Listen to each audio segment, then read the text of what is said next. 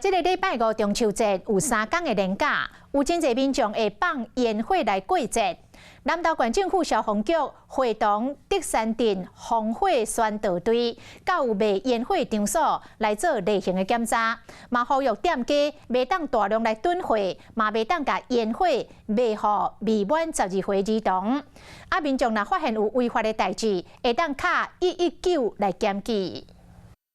中秋团圆日子，真侪乡亲拢会买炮啊、买烟火来放，为了避免业者买来路不明的烟火，消防局人员专工去开站。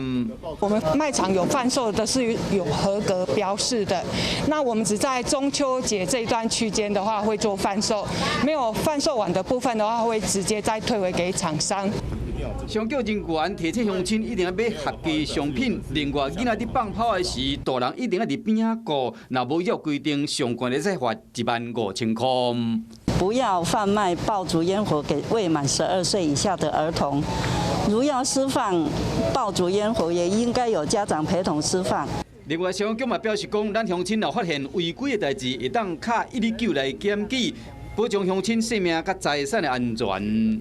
Hello， 我是林明瑞。想要抢先掌握最及时的新闻资讯吗？赶快订阅、按赞、开启小铃铛，锁定我们华视新闻的 YouTube 频道。